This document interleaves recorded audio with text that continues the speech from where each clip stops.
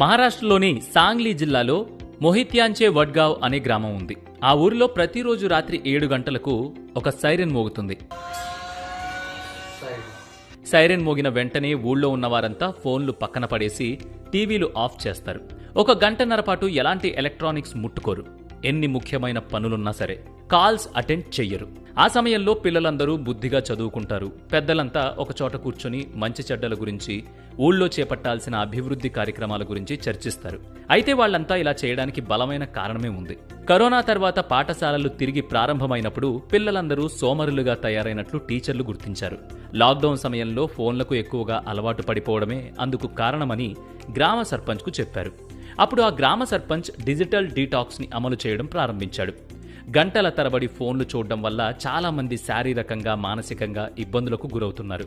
కాబట్టి ఫోన్లు లేదా ఇతర డిజిటల్ వస్తువులను ఉపయోగించకుండా దూరంగా ఉండటాన్ని డిజిటల్ డీటాక్స్ అంటారు. ఈ డిజిటల్ డీటాక్స్ వల్ల సెన్స్ ఆఫ్ సెల్ఫ్ అవేర్నెస్ పెరుగుతుంది. సోషల్ ఇంటరాక్షన్స్ పెరుగుతాయి. ఒత్తిడి, ఆందోళనకు గురికాకుండా చక్కగా నిద్రపోయే అవకాశం ఉంటుంది. మానసిక ఆరోగ్య ప్రయోజనాలు కూడా ఉంటాయి. కాబట్టి మీరు కూడా మీ ఇంట్లో ఈ డిజిటల్ డీటాక్స్ విధానాన్ని అమలు చేసి చూడండి. మార్పు మీకే తెలుస్తుంది.